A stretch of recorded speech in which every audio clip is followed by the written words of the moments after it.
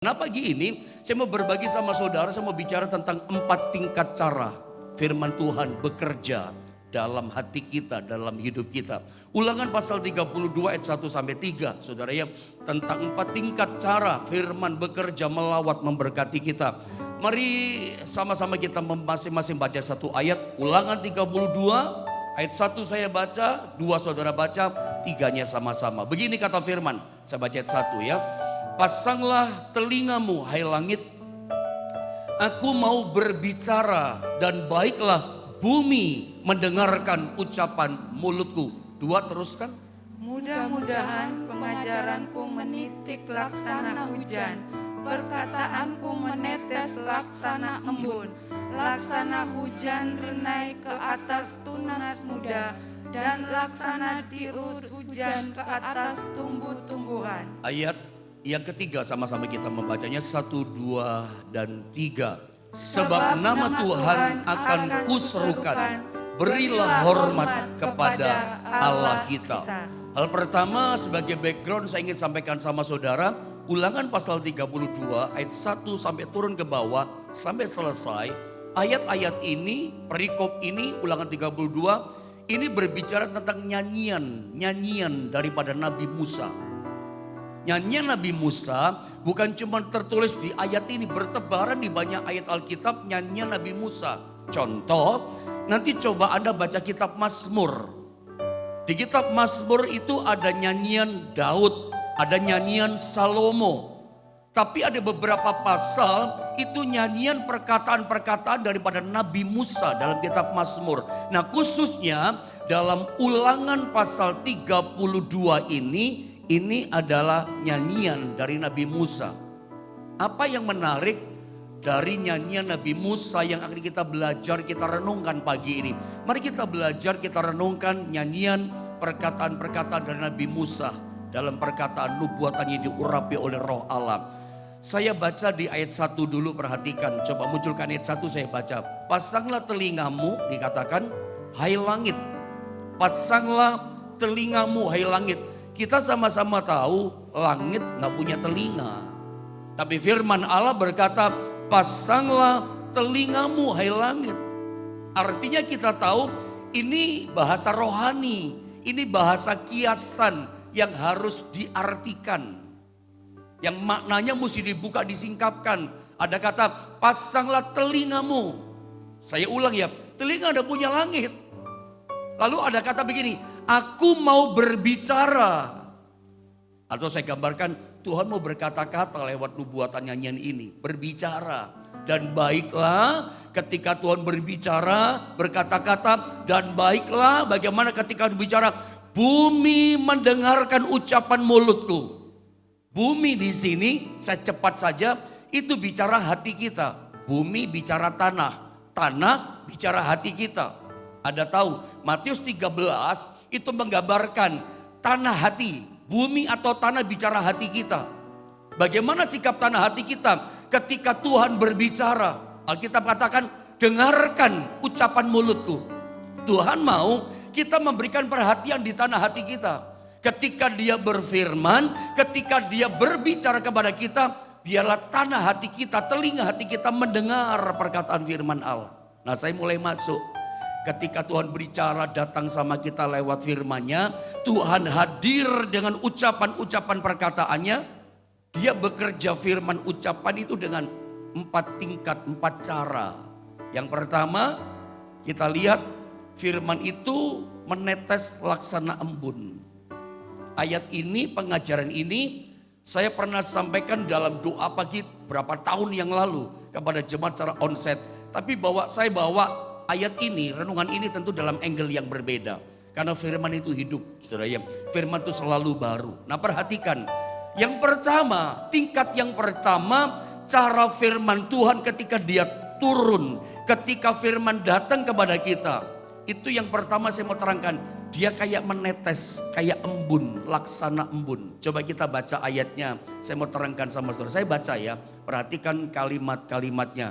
Mudah-mudahan pengajaranku, ya firman yang keluar dari mulut Tuhan lewat hambanya Nabi Musa, dikatakan menitik laksana hujan, Kemudian perkataan firman menetes laksana embun, laksana hujan renai ke atas tunas muda, dan laksana dirus hujan ke atas tumbuh-tumbuhan. Urut-urutannya 4 tingkat cara firman bekerja.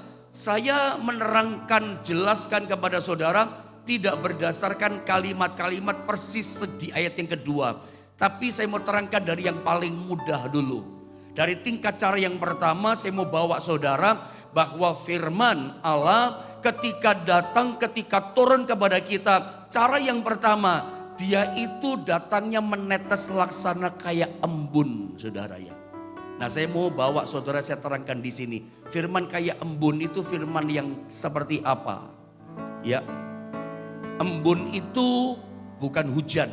Anda lihat ya di gambar saudara, saya sengaja kasih peragaan-peragaan gambar kepada Anda supaya Anda secara visual gampang menangkap, dapat sesuatu lewat gambar itu. Setiap kali saya sodorkan gambar sama saudara bukan tanpa arti, saya punya tujuan. Saya kasih gambar supaya Anda nangkepnya gampang. Saya kasih tulisan di situ, embun itu bukan hujan. Hujan bukan embun, beda. Kenapa saya katakan hujan itu bukan embun, embun bukan hujan? Karena dua hal yang berbeda kan. Hujan itu turunnya bisa kapan saja. Ya. Hujan itu datangnya bisa sewaktu-waktu, bisa tiba-tiba datang. Cuaca lagi panas, matahari terik, itu hujan, tiba-tiba bisa turun, bisa datang. Itu cirinya hujan, kapan saja dia mau datang, dia bisa datang. Dia bisa datang hujan pada waktu pagi gelap, subuh kayak begini, bisa hujan. Kemarin di Jombang pagi cukup lebat hujannya. Saya buka pintu gerbang rumah, pintu gerbang jalan saya masuk rumah saya juga hujan. Keluar mesti bawa payung, saudara ya. Karena tidak ada satpamnya, bawa kunci sendiri-sendiri, saudara ya. Hujan. Hujan itu datang bisa gelap subuh, kapan saja. Siang hari hujan apa bisa datang? Bisa. Mau pagi, mau siang hari matahari terik, hujan bisa datang. Tengah malam, hujan bisa datang. Kapan saja. Ketika kita bicara hujan, hujan itu turunnya, hujan itu datangnya bisa kapan saja, bisa sewaktu-waktu. Tadi dari awal saya katakan, terang matahari terik, hujan bisa-bisa datang. Kita sampai lari-lari, kaget, tidak nyangka, kok hujan lah, tidak ada persiapan, tidak ada payung, tidak ada jas hujan. Kita akan cepat lari cari perteduhan, hujan datang tiba-tiba. Beda dengan embun. Embun datangnya nggak bisa sewaktu-waktu. Embun datangnya nggak bisa tiba-tiba. Embun kita sama-sama tahu datangnya itu hanya tengah malam. Jam 12-an ke atas itulah waktu di mana embun itu turun. Makanya nggak heran kalau kita tidur pada waktu tengah malam, meskipun di rumah kita mungkin nggak pasang AC mungkin, saudara ya. Tapi kalau yang namanya tengah malam, meskipun kota Jombang hawanya, udaranya nggak sejuk kayak Batu. Kota Batu gak kayak Malang, gak kayak kota Bandung atau Lembang, gak kayak di puncak. Jombang cukup panas hawanya menurut saya. Tetapi meskipun hawanya di Jombang cukup panas udaranya, tapi kalau sudah jam 12 ke atas tengah malam, ya beda hawanya, lebih dingin, lebih sejuk. Kenapa pendeta kok bisa lebih dingin di Jombang tengah malam? Sebab pada waktu itu 12 ke atas jam itu embun turun. Untuk kita bisa tahu embun sudah turun gampang. Untuk membuktikan embun turun, Anda keluar tengah malam atau pagi-pagi lah paling mudah. Anda lihat rumput-rumput di depan rumah saudara. Lihat daun-daun pohon di rumah saudara. Bunga atau tanah Anda lihat. Ketika embun turun Anda lihat di atas rumput ada pegang, dingin. Anda pegang permukaan daun itu basah. Anda lihat di gambar ya. Lihat gambar itu, ada titik-titik embun, rata. Ya, titik-titik, bukan hujan. Hujan gak begini, embun itu aneh. Ketika dia nempel, dia turun di atas daun, ada buktinya embun turun. Ada jejaknya embun turun di atas daun, di atas rumput. Tanah yang kering, ya keabu-abuan, jadi hitam, jadi basah. Kita tahu embun turun, karena gak ada hujan kok. Tanah yang kering jadi lembab. Bahkan itu yang namanya daun-daunan, bunga-bungaan atau rumput itu kelihatan ada jejaknya embun. Kita pegang, dia jadi dingin. Yang saya mau bilang sama saudara, itulah firman Allah. Cara kerja pertama firman Allah, ketika dia datang sama kita, itu bagaikan embun, bikin dingin, menyegarkan. Makanya saya tulis di sini, firman Tuhan ketika dia turun sama kita. Firman Allah ketika dia datang kepada kita, itu kayak embun cara kerjanya. Menyegarkan roh kita, menyegarkan jiwa kita. Firman itu menyegarkan, laksana embun yang menetes. Seperti kita pegang embun di daun, seperti kita pegang embun di atas rumput, dingin, beda. Tanah kering jadi lembab, tidak pecah-pecah. Itu apa kerjaan embun? Dari mana kita tahu? Firman laksana embun. Anda lihat Mazmur 19 di ayat yang ke-8. Coba Bapak Ibu Saudara sama-sama kita baca ayat ini ya. Mazmur 19 ayat 8, 1, 2, dan 3. Taurat Tuhan itu sempurna, menyegarkan jiwa. Peraturan Tuhan itu teguh, memberikan hikmat kepada orang yang tidak berpengalaman. Lihat, Alkitab katakan Taurat Tuhan, atau saya sederhanakan, firman Tuhan itu sempurna, tidak ada cacatnya. Firman Tuhan berkuasa, dia kuat, dia teguh, sempurna firman. Nah, firman Tuhan yang sempurna ini ketika dia datang sama kita, firman yang hidup dan berkuasa, ketika dia turun dalam hidup kita, Alkitab katakan dia menyegarkan jiwa. Bilang sama-sama saya, menyegarkan jiwa. Dengar saja seger rasanya ya. Firman Tuhan, firman yang hidup dan berkuasa. Ketika dia datang sama kita dan kita buka hati terima firman itu. Kita terima firman dalam hati kita. Hati kita jadi segar. Karena firman itu ternyata dia punya kekuatan. Firman itu dia punya daya. Dia punya kuasa itu firman. Saudara mesti percaya bahwa setiap firman yang kita dengar, firman yang datang dalam kehidupan kita itu punya kuasa. Firman yang datang kepada kita pagi ini itu punya kekuatan. Apa kekuatannya? Menyegarkan hati kita, menyegarkan roh kita, menyegarkan jiwa kita. Bukan saya yang ngomong, firman yang berkata, Tuhan yang berkata. Taurat Tuhan, firman Tuhan sempurna dan dia menyegarkan jiwa. Jadi sebetulnya roh kita butuh disegarkan. Saya kasih gambar sama saudara. Tubuh saja saudara ya, analoginya gini. Setelah Anda bekerja, kira-kira apa yang membuat orang bisa segar kembali? Kalau orang bekerja itu kan lelah, capek, kerjanya seharian sampai malam. Nah saya tanya sama saudara. Kalau setelah lelah bekerja, kira-kira apa yang bisa membuat orang bisa segar kembali?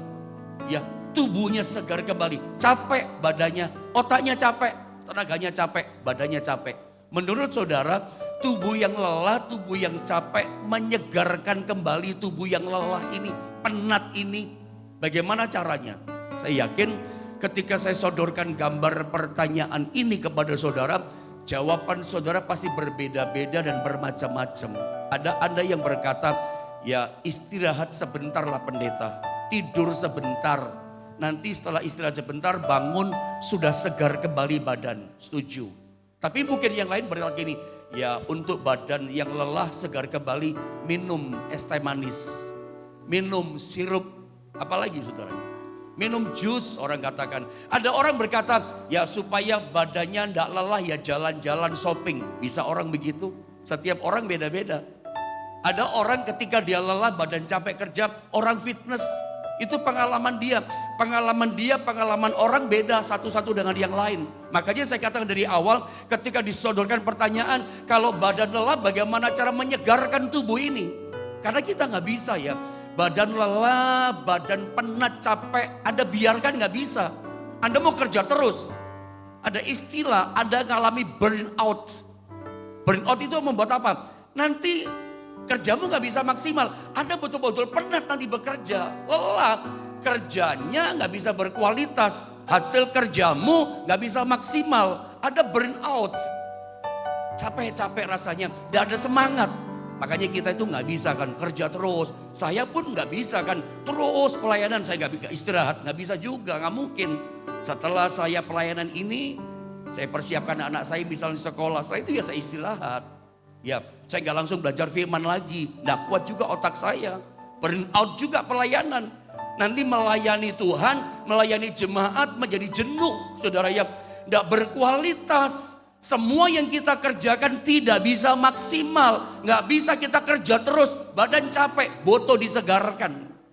Dan menurut saya, supaya badan bisa kerja lagi, ya memang mesti butuh itu disegarkan dengan cara yang macam-macam.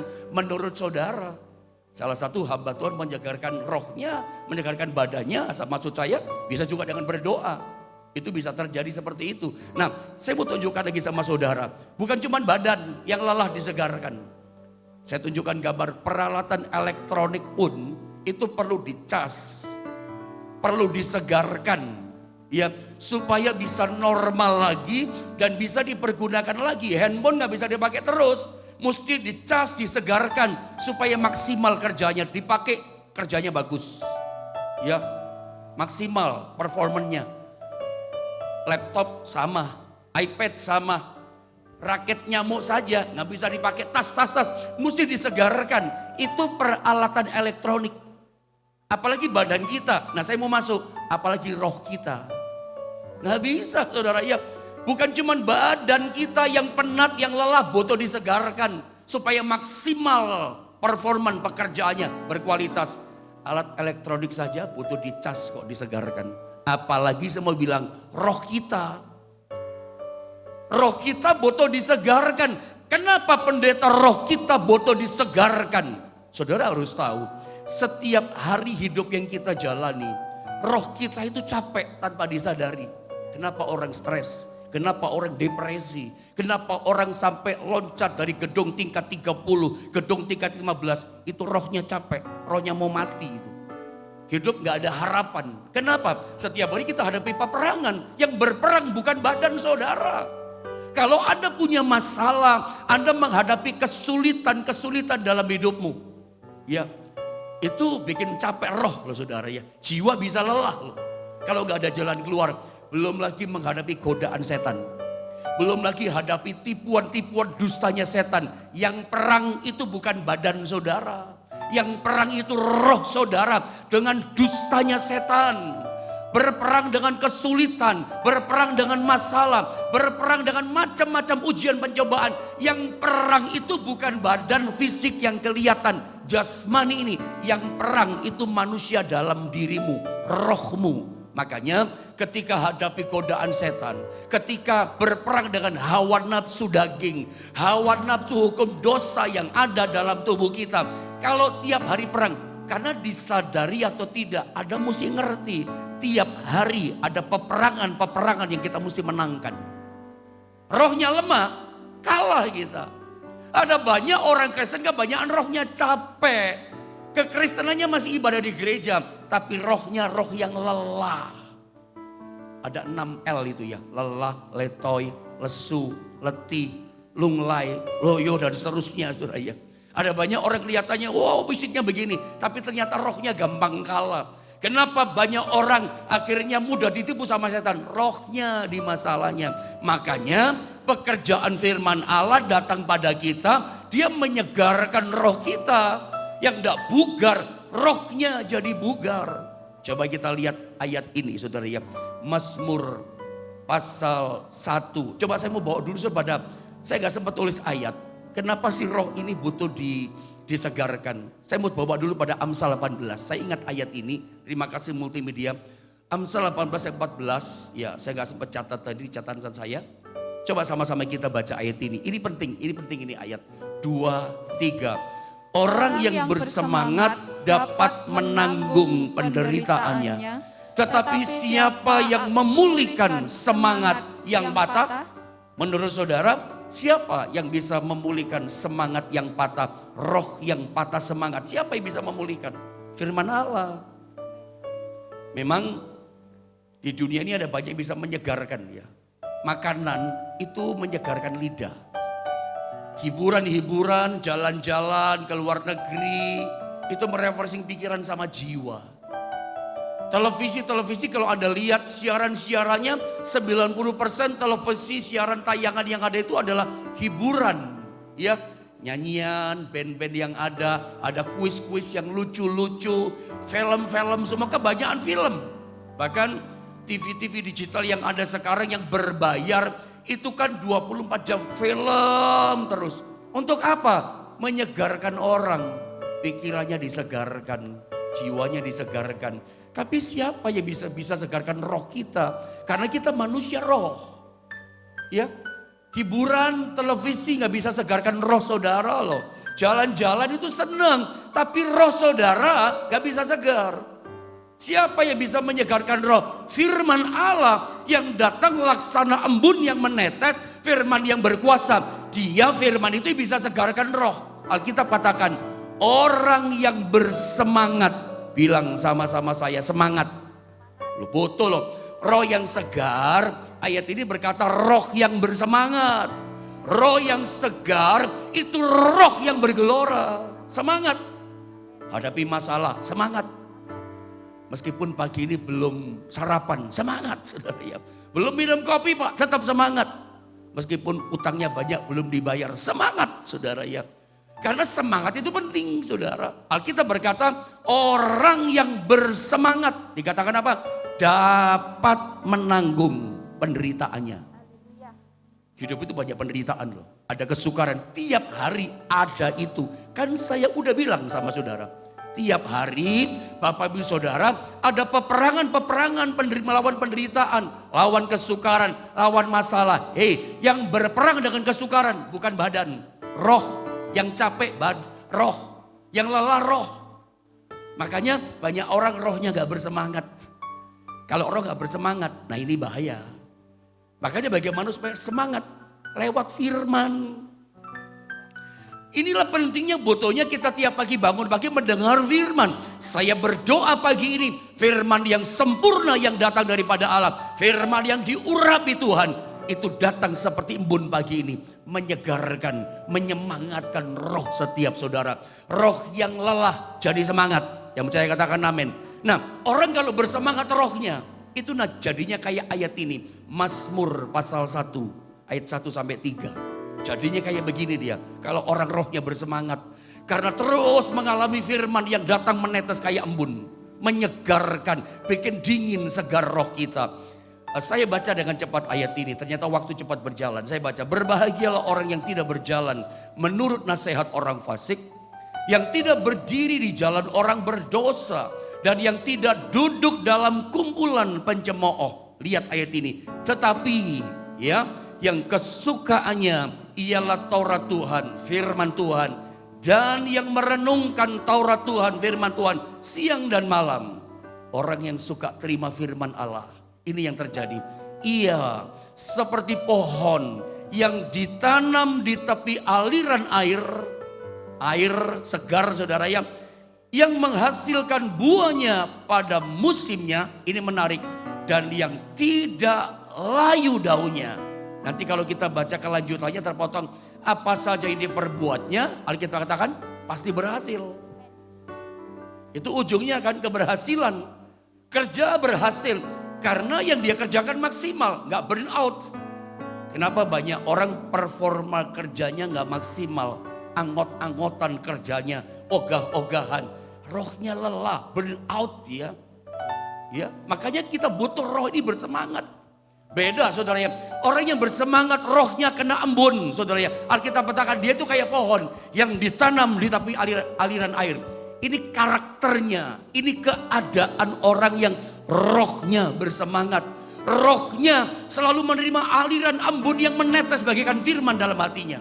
Ia seperti pohon. Daunnya gak pernah kering, gak pernah layu. Daunnya tetap segar. Makanya mengeluarkan buah kehidupan. Apa saja yang dikerjakannya berhasil. Untuk mengalami kehidupan bagaikan pohon. Ditanam di tepi aliran air. Butuh yang namanya roh ini segar. Roh bersemangat. Sebab Alkitab berkata, orang yang rohnya bersemangat dapat menanggung banyak penderitaan. Penderitaan di dunia ini banyak. Kadang-kadang kita stres gak kuat. Tapi beda. Orang yang mengalami embun dari sorga, embun firman Allah, rohnya segar. Saya berharap, karena ini masih poin 1. Besok saya masuk poin kedua sampai saya selesaikan. Atau besok saya sambung sampai selesaikan besok Sabtu. Karena gak mungkin saya sambung yang kedua ini karena waktu nanggung saudara ya. Tapi saya rindukan setiap saudara boleh ngalami ini. Ngalami embun. Saya tambah 1 ayat ya, bisa ya. Biar selesai embunnya. Mazmur 133 ayatnya gak asing buat kita. Saya baca dengan cepat saja. Ayat 1 sampai 3. Nyanyian ziarah Daud. Sungguh alangkah baiknya dan indahnya apabila saudara-saudara diam bersama dengan rukun. Apalagi dikatakan seperti minyak yang baik di atas kepala meleleh ke janggut. Yang meleleh ke janggut Harun dan ke leher jubahnya. Sama-sama kita baca 3 ayat terakhir lalu selesai. 2, 3. Seperti embun gunung Hermon yang turun ke atas gunung-gunung Sion. Sebab kesanalah Tuhan memerintahkan berkat kehidupan untuk selama-lamanya. Embun seperti embun gunung Hermon yang turun ke atas gunung Sion. Sebab kesanalah Tuhan memerintahkan berkatnya. Singkatnya begini, Mazmur 133, embun digambarkan itu datang ketika orang rukun. Bisa unity, ya saudara dengan saudara bisa rukun, keluarga bisa rukun. Seringkali orang tua hatinya terluka, sedih orang tua bisa sakit loh. Ketika lihat anak-anak gak rukun. Kadang-kadang keluarga besar bisa begitu ya. Urusan makan bersama bisa rukun. Maafkan kata-kata saya ya. Atau ketika menghadapi peti jenazah orang tuanya, rukun kumpul. Makan di depan peti bisa rukun. Tapi begitu ngomong warisan, bertengkar. Urusan uang bertengkar. Urusan toko, pabrik, usaha bertengkar. Begitu orang dunia. Saya berharap itu tidak ada pada keluarga kita. Bertengkar, urusan harta materi, susah rukun. Oh saya berdoa bagi hari ini, embun dari sorga datang atas keluarga saudara. Embun dari sorga datang turun atas bisnis, usaha, pekerjaan, keuanganmu. Rukun. Ya, sebab kalau kita rukun, embun itu datang. Dan luar biasa loh. Embun itu bicara berkat. Kesanalah Tuhan perintahkan berkatnya. Kalau Anda rukun saudara ya. Saya suka mengajar ini ayat sama saudara. Gak pernah bosen. Anda kalau rukun, Anda gak minta berkat, gak ngarap berkat. Tuhan perintahkan berkat datang sama saudara. Tuhan berkata, hei malaikat perintahkan berkat datang sama keluarga Yohanes. Karena rukun keluarganya. Perintahkan berkat Tuhan datang sama jemaat GSPDI Jombang. Karena mereka jemaat yang rukun. Diturunkan. Jadilah jemaat yang rukun. Jadilah gereja yang rukun. Bekerja rukun. Keluarga kita keluarga yang rukun. Maka embun itu datang menyegarkan. Bahkan ada satu perintah. Aku memerintahkan berkat ke sana. Diperintahkan. Jadi ternyata berkat dari sorga Tuhan bisa perintahkan. Makanya kadang-kadang kita kagum. Tiba-tiba kita ngalami berkat. Tahu-tahu ada job. Kita pikir sudah habis rezekinya. Kita pikir sudah cuannya gak ada. Udah berhenti jobnya. Datang lagi. Ada berkat yang kadang-kala kita gak nyangka-nyangka. Karena kita gak berdoa gak minta itu berkat. Tiba-tiba Tuhan perintahkan berkat. Hei malaikat kasih berkat sama Pak itu.